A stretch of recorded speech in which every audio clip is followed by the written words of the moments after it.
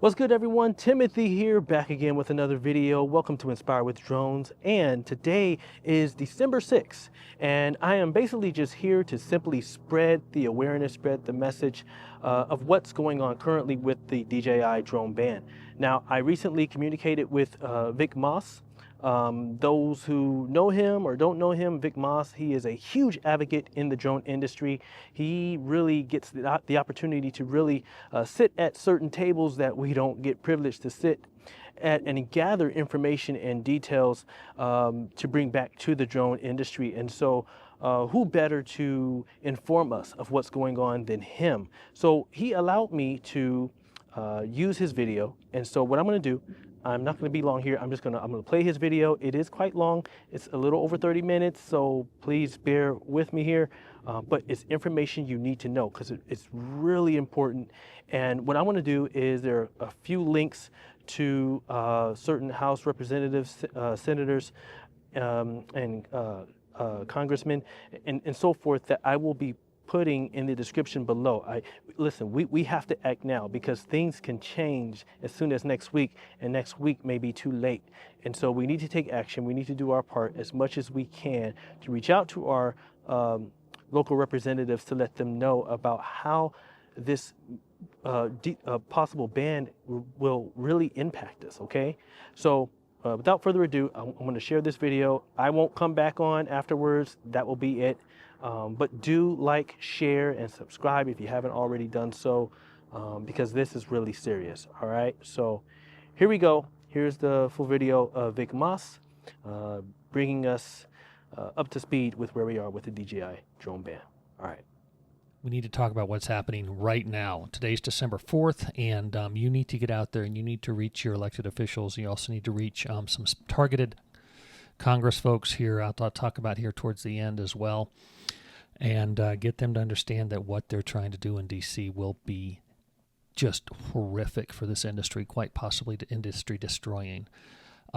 If anybody out there says that I know exactly what's going to happen with all this stuff here in D.C., they are guessing. 100% guessing. Nobody knows exactly what's going on yet. We all have a pretty good inkling about what could happen, and we can make a big difference on what actually does happen if we do something like as simple as reach out to our elected officials and current leadership, both in the House and the Senate, as well as both chambers, Armed Services Committee. And so I'll get all that contact information at the end down here, or actually in the description below as well. So get that, read that, and reach out to them. And I'll also include a couple links for some other things that we need to talk about. I decided to put this video out is because I was invited yesterday to a discussion with the staff, with one of the staff members for Representative Adam Smith. He is on the House Armed Services Committee and in their leadership. And right now what's going on is the House and the Senate leadership are working on a compromise of the National Defense Authorization Act. Now, what we've been talking about is, okay, it's passed the House. The CCPDA language is in the House version. It's not in the Senate version. It's not in any of the amendments that the Senate offered. So it would have to be added in the bill, on the floor, and then voted on, and then go to conference committee, and then blah, blah, blah, blah, all that stuff. Well, that is no longer happening. What's going on is both leaderships are trying to hammer out a compromise bill for the House and the Senate to vote on to skip the step of actually voting and then going into compromise. They are running out of time, just like we are running out of time. As mentioned, it's December 4th, and they've got to get the National Defense Authorization Act passed, which means they're just going to bypass the step of the Senate confirmation to begin with, or the Senate vote to begin with, and just present a compromise bill to both houses. What that means is there will not be there will not be a floor debate in the Senate. It will not be added in the Senate, or possibly added in the Senate and possibly added in compromise. The final bill will go to both houses pretty soon, possibly next week. So we're wanting to get information out as fast as we can and encourage people to reach out to their senators and their congressmen and women to reach out to their leadership and say, look, this is going to destroy this industry. And let me tell you why. First, a little bit about me. I'm not a sky is falling kind of person. I always joke about saying I'm the eternal optimist. And sometimes that'll bite me in the butt. And I don't think it has yet, but I still think I'm not the sky is falling kind of guy. I can look up and see the edge of the sky maybe at this point, but it's not falling yet. So I want to make sure that you understand what I'm talking about is a distinct possibility of what could happen, and I'm not trying to cause fear in the industry. I know a lot of people, either on purpose or their heart's in the right place, but their knowledge isn't in the right place, put out a lot of bad information. So I want to make sure that this information that gets out is accurate, it's good, and it's logical. I think logic is something that's missing quite a bit, actually, in the discussion that we have about all this stuff. So basically, in my meeting yesterday with Representative Smith's staff, she mentioned that what they're seeing in this push to get a compromise out, so both houses or both chambers can talk or can vote on it, is a lot of anti-China language, and she's seen a lot of anti-drone language, anti-China drone language being bandied about specifically by leadership. And then there's a couple in there that are really working hard to push the CCPDA into the version they need to get voted on. So that's why we need to reach out and do this. And there'll be links below, like I said, that tell you how to do that. But what we want you to do, obviously at the Drone Advisory Alliance, there is the Take Action page, and we have a way for you to just put in your address, and then it tells you who your senators are, who your reps are, and you can send that email there. It's pre-formatted the whole 9 yards, but what I would strongly suggest is you don't use the pre-formatted one. You write a little story about what this would do to your business, what this would do to your hobby if we were no longer allowed to get DJI or Autel drones, which is what the CCPDA language is. I'm not going to go into the exact language, but basically what it would do is it prevent the FCC from granting any more licenses to DJI and Autel and possibly other Chinese drones. Or it just, it's not just the drones, it's the mics, it's the gimbals, it's all that stuff. So it could do anything, but make that story personal. Don't tell them your life story. Make it succinct. They've got to read all these, and if it's a long email, they're just going to skip through most of it. So make it personal, make it short, and make it professional. But we also want you to reach out to both House and Senate leadership, and again, we'll do that. I'll put those below, as well as both leaders in the House Armed Services Committee and the Senate Armed Services Committee, and help them understand what a CCPDA language inclusion into the NDAA, National Defense Authorization Act, will do to this industry. And I'll tell you some of the ways you can do. Some of the points you can point out, I guess would be a good way to put that. We've seen a lot of lies, and they are lies, a lot of misinformation as well, but there's lies involved, put out by politicians, by bureaucrats, by companies, by organizations that are pushing hard for an anti-China ban, specifically an anti-DJI ban, and then obviously Autel's been added to the list as well. Mention some of those lies. You can research some of them, but I'm going to say the most egregious one we've seen really happen this past February in front of the Senate Communication and Technology Committee meeting. A gentleman by the name of Craig Singleton from the Foundation for Defensive Democracies said this. So DJI drones collect vast amounts of sensitive data, everything from high-resolution images of critical infrastructure to facial recognition technology and remote sensors that can measure even an individual's heart rate. While it's relatively simple to debunk his accusations about sending high-resolution imagery of a sensitive or critical infrastructure, you've got bandwidth, you've got lots of different ways you can debunk that. The part that's it's laughable. It really is. It's laughable at best and quite possibly perjury at the worst. When he says that DJI drones are using facial recognition software or they can monitor heartbeats. I mean, that's ridiculous. I mean, it's asinine, it's stupid, and it's bullshit. Now, could a DJI drone carry a payload that can have that? Absolutely. A larger drone could carry a payload that does facial recognition, possibly have software that does facial recognition, that kind of stuff, and definitely heartbeat monitors. Probably, I don't know, but that could happen. Any drone could do that. So the fact that they're saying DJI drones do it is nonsensical. Simply because the fact that if this is true, then any drone could do it. So, and it's not true. DJI does not make drones that do that. So I want to make sure that's one thing that people talk about. Some of the other things to say. How about the fact that if we we're not allowed to replace our current drones, whether we're, I've got a fleet of 8 drones back behind me, every single one of them DJI. If I can't replace those when it's time to replace our fleets, and they are not made to last, they have no serviceable parts. Technology changes too fast, so they're not going to do something like that. So I'm going to have to change it over about every 18, 24 months. And when it's time for me to do that, if I don't have a comparable drone to use, I'm out of business. Well, I'm not out of business, but my drone business goes away. I do commercial photography and videography on the ground as well as drones, so I would survive, but part of my business would go away. But I know a lot of people that are exclusively drone pilots, and their business would basically be shut down. And first responder fleets would be shut down. There isn't really a true search and rescue drone, I guess would be a good way to put it, that's comparable either in quality or value to either the DJI or the Autel. We are, if Congress keeps their fingers out of our business, I guess would be a nice way to put it. By the year 2030, we're going to be a $15 billion industry. So the commercial drone industry will be a $15 billion with a B, $billion industry. And if the CCPDA language gets into the NDAA, gets signed by the president, that is seriously in jeopardy. That industry could quite possibly collapse in upon itself, just simply because we don't have this stuff to use. We have good drone manufacturers in the United States. We do. I've never said we don't, contrary to what some, particularly one industry leader in particular, has accused me of. I've never, ever said we do not have a good drone industry in the United States, good drone manufacturing in the United States. The issue is we don't have comparable. The ones that are out there, the ones that are good and the ones that work, they're a little more expensive, but that's okay. We understand, maybe even a lot more expensive. We understand that. That happens. We can't compete with labor costs in China. Totally understand that.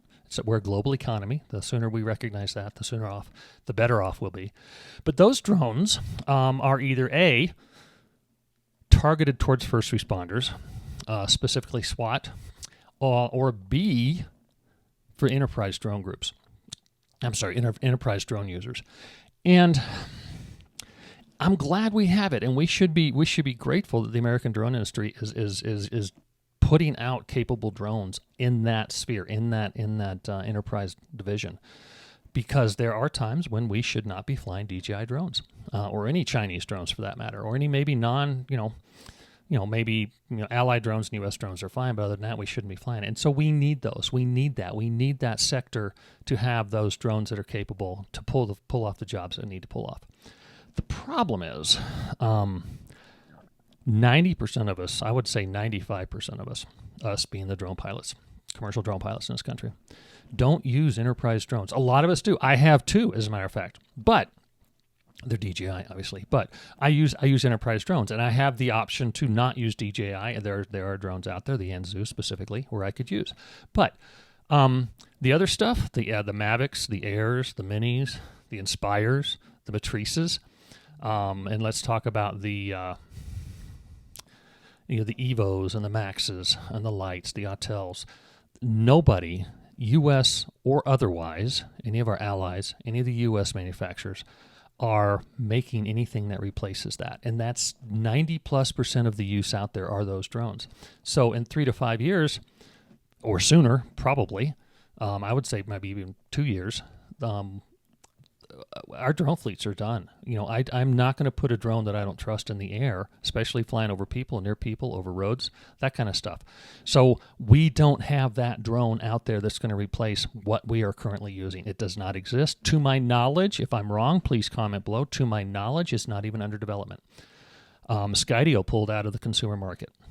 Autel pretty much pulled out of the consumer market. And the prosumer market is where the vast majority of us use our drones. And so that's a problem. So right away, we don't have the manufacturing to produce it, even if we had one ready to produce. So if we ban DJI and Autel in the future, then that's going to cause a problem. Another reason, I think, and this is one I think we really should push to the politicians, is that recently, in October, DJI filed a lawsuit against the DoD that claims that they need to be removed from what's called the Chinese military company list. And You can read the. I've got a link below. You can read the. You can read the. You can read the lawsuit. I think it's 56 pages. It's not. It's not too terribly full of legalese. A little bit of it is, so you lose some of it. But it's got some really good example of why they don't need to be on that list. Some of those examples are, and you can use this, and the reason I'm telling you this is you can use this in your email. You can use this in your phone calls to the offices and explain what's going on. A couple of things. I mean, you can read through the whole thing, and there's a number of examples, but a few just really point out. I think the funniest one, which is, I'm sorry I'm using the word funniest in a lawsuit, but the DoD claims that there are some DJI employees that have military patents. The two examples they use are definitely DJI employees. There's no doubt about it, and they have patents. The trouble is they also there are similar, actually identically named Chinese nationals who have military patents. And it's not the same person, but the DoD, in their lack of research, has claimed they are. And there are the DJI filed affidavit. These two people filed affidavits and said, "Hey, that's not us. That's not us." And I love what DJI claims in the lawsuit. It's awesome. It's like this little dig, and it's just funny. It's worth a laugh. So the DoD does claim that two DJI employees also have DoD patents in China. And as DJI put it, let's see, I'm going to read it right here. Having employees with common names is not a basis for listing under Section 1260H, which is the section they're listed under as security threat. So I mean, it's absolutely silly. This is something that it's embarrassing that the DoD didn't catch this. I'm pro-military. Don't get me wrong. I have family members in the military. I support military 100%. But the DoD leadership has politicized this, and it's unfortunate that we do that. Another one is DoD claims that DJI participated in a committee to help craft the safety requirements for civilian unmanned aircraft systems.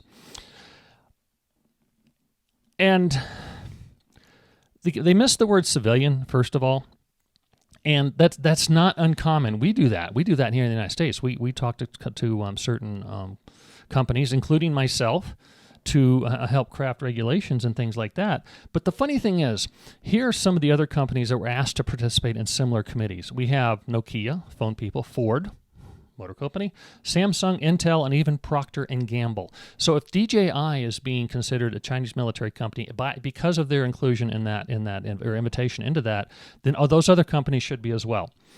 And then we have the 2018 invitation to participate in a global expo that was put on by the MIIT, which stands for, I got to check my notes here real quick, the Chinese Ministry of Industry and Information Technology, so MIIT.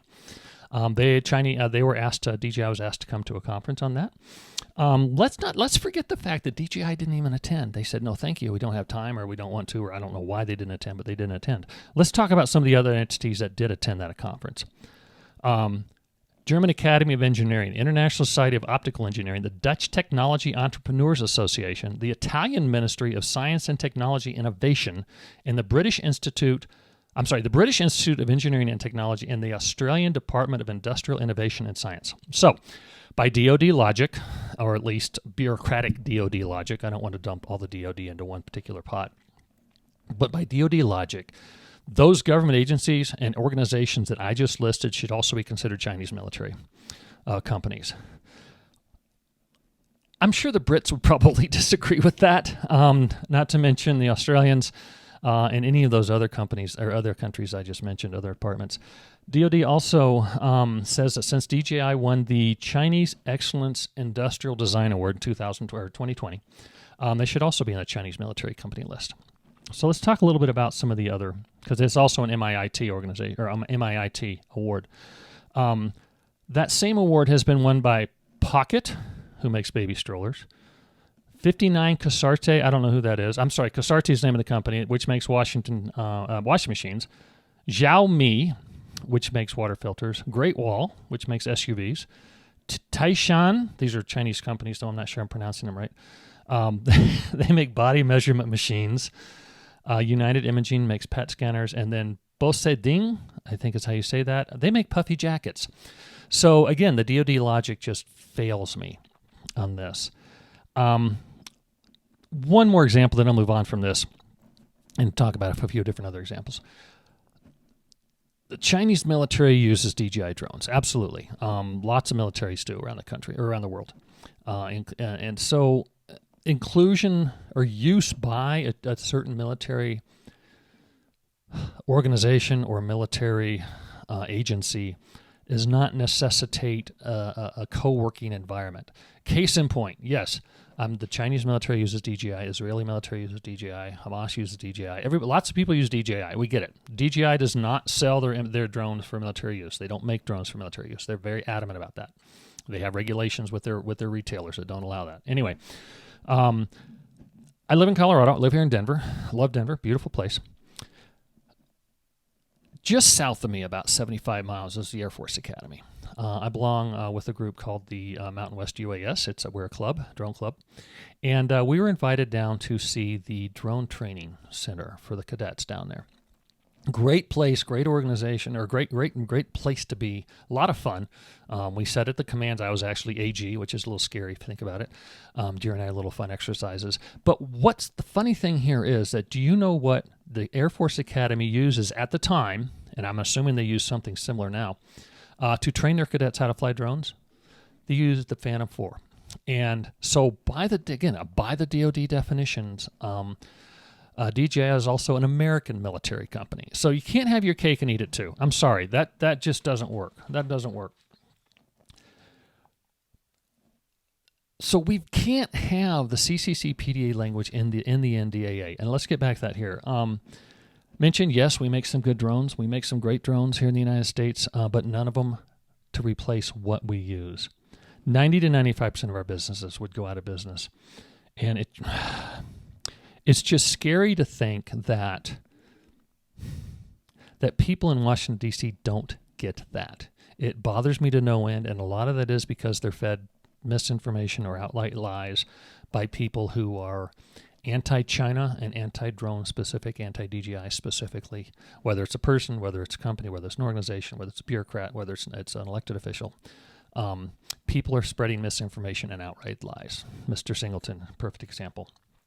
So if this company passes something that says, hey, FCC can no longer grant licenses to those companies, we have a compounded problem with that. I'm not in this camp. I'm going to say that right out here. But Brendan Carr has been nominated by President-elect Trump to be the new head of the FCC. He's a former head of the FCC, and during that time, he was on an anti-DJI crusade. Singleton actually got those lies that he told, and I'm using the word lies on purpose, from Carr, from something Carr put out there. So, again, I'm not in this camp, but if Secretary or if Director Carr, supposed Director Carr, gets permission to deny FCC licenses to these entities, then it's not a huge step.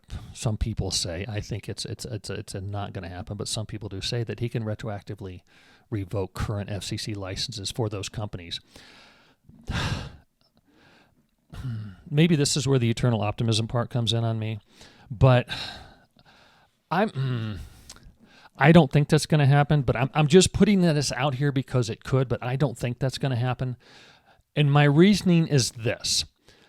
Even after dealing with DC as much as I have for the last 2 years of my life, I don't think there's a politician or a bureaucrat that stupid, that thick, to where they would revoke FCC licenses for the drones that we all use, almost all of us, to a person use, and first responder fleets almost to an agency use, either exclusively or mostly DJI or Autel gear.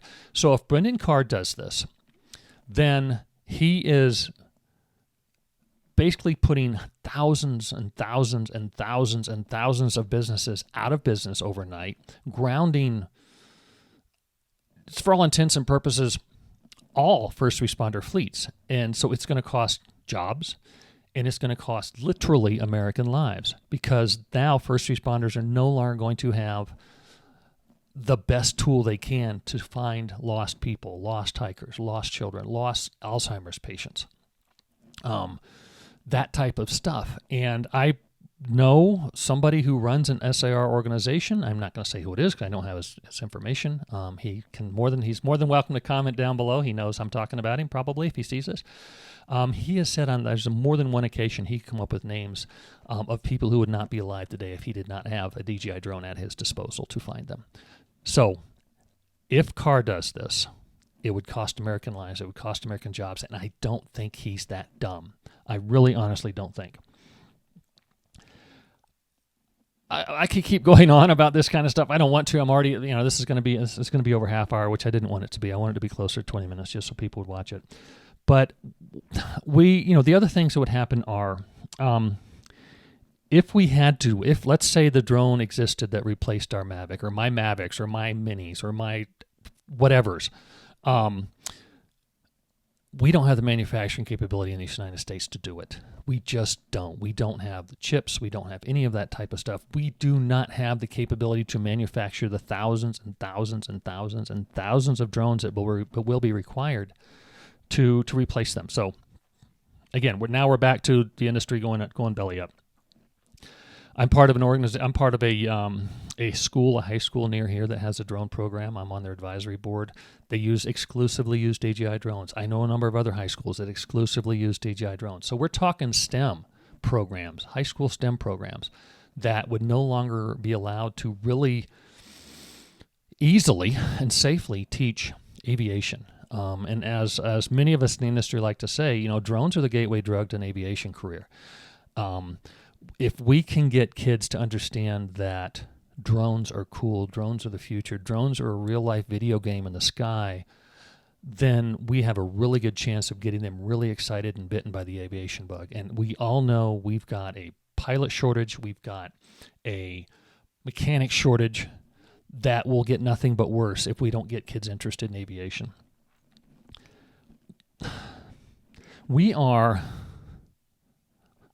We're a global economy, and the sooner we accept that reality, the better off we're going to be. If there is a security problem, again, back to the whole DoD DJI lawsuit, since they're the ones claiming we're national, or DJI's a national security, not we, DJI. Sorry, I am not associated with DJI, contrary to popular belief. They don't pay me anything.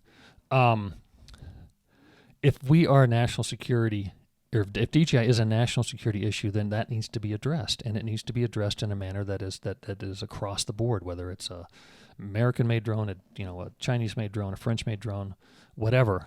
There needs to be a set of security protocols on that. So let's put that together. But here's what I want you to do. Again, reach out to your own elected officials, and again, we'll put the names up there. But I also want you to reach out to the leadership in the Senate. It's called the Four Corners of Leadership, which is kind of funny. But so reach out to the Four Corners of Leadership. Again, there's 5 of them, but there's actually 4. That would be the Democratic leader in the Senate, Chuck Schumer. The Republican leader in the Senate, that's Senator Mitch McConnell. The Senator John Thune. Sorry, Senator. Definitely got your name wrong. So Senator John Thune. Speaker of the House, Mike Johnson. That's someone we definitely need to reach out to.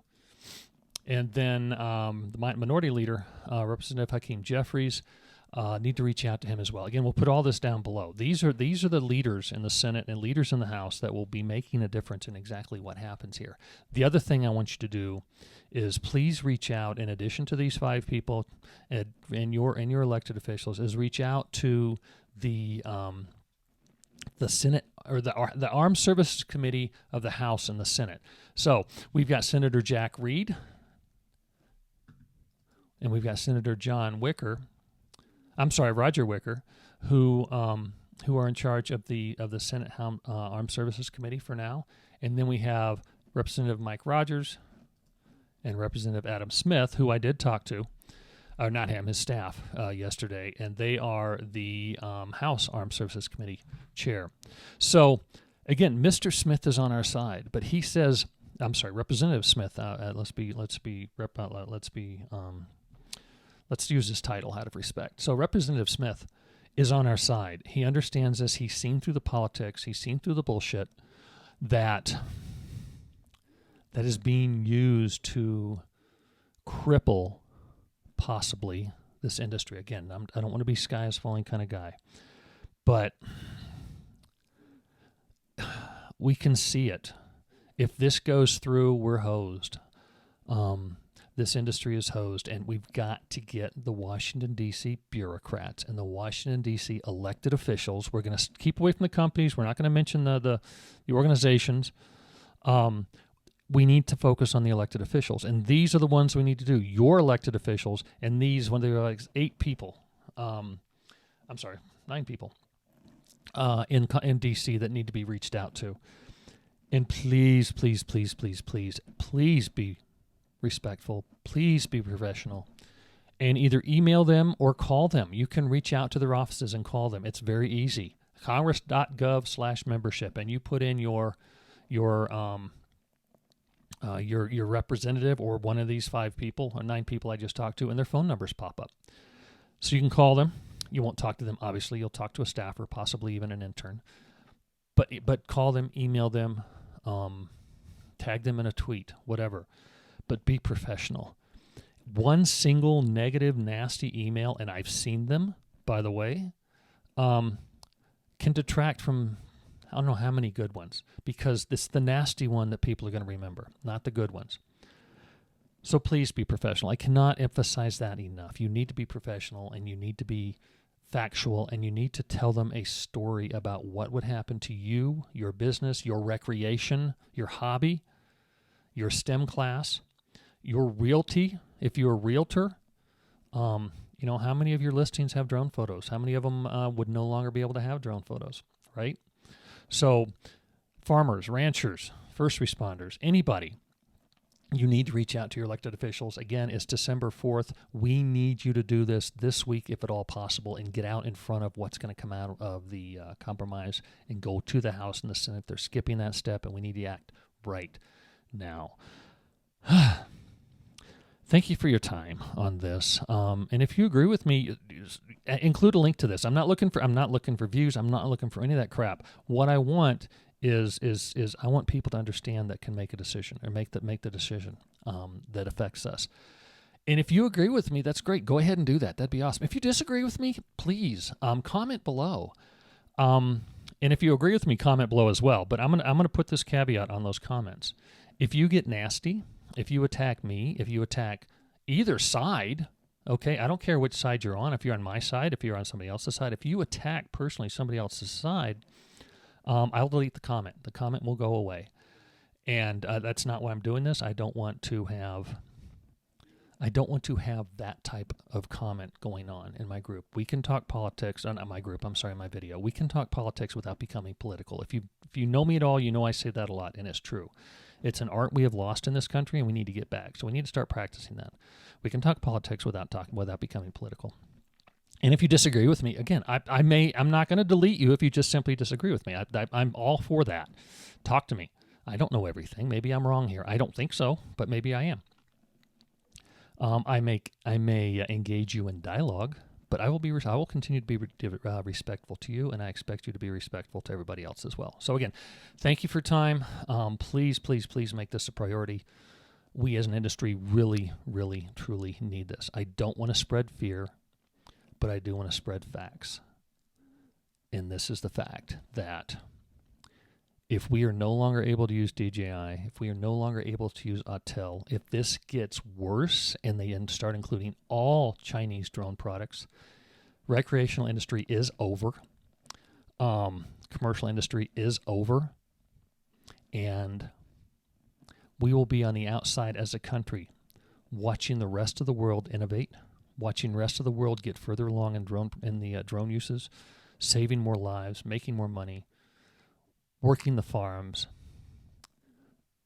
all of that stuff. We'll sit here on the inside of the United States watching the rest of the world move way past us in the aviation world. And that's what's going to happen as well. I don't want to make this sound that critical, but really it pretty much is if this happens. So we need to do something about it. DJI and Autel are not going to stop innovating simply because They're no longer allowed in the U.S. market. We see the argument from some manufacturers like, well, we can't compete with them, so we can't let them in. Well, guess what? You're not going to compete with them ever again, ever, period, if you do that. First of all, like I said, they're not going to quit innovating. Autel, DJI, they're not going to quit innovating. But human nature is that we compete against our strongest opponent if we want to get better. And if that opponent is an industry leader like DJI, like Autel, then we have to compete against them to get better, to be best. If we remove the industry giants from an industry, regardless of the industry, we're no longer competing against industry giants. We're competing against each other at a level that is not as intense. We don't have to be good anymore. We have to be good enough. And good enough is not what we need when we're throwing 1, 2, 5, 20, 30 pounds in the air. We need to be good. We need to be great. We don't need to be good enough. And if you're only competing against those who are not industry leaders, all you have to do is be good enough to win the war or to win the battle. And that's not how you need to innovate a company. So, okay, I'm done. Sorry this went a little longer than I wanted it to. You will again, all the stuff will be down below. The contact information. I've got an article that I wrote. I'll put a link to that in there as well. I'm not the kind of person that just sits here and bitches and moans and complains. I want to offer solutions. The title is not exactly professional, but titles, headlines are supposed to be attention grabbing, right? So this is called "The Stupidity in DC Seems to Be Snowballing." Somebody posted a meme, and I thought, okay, that's a great title. So read that. That's my suggestion on how we can work together as an industry. So I'm not just going to just sit here and complain about things. I want to offer a solution as well. If you agree with it, great. Send this to your legislators as well. So again, I'm sorry. Okay, I'm done. I promise. Thank you. Thank you from the bottom of my heart to really kind of get out there, be proactive, be active now, and let's get this done so we can save our industry. I don't want to be that dramatic, but I think at this point in the game, we need to be. We've been nice enough, long enough. It's time to be a little more aggressive. It's time to be a little more truthful. It's time to be calling out the bullshit.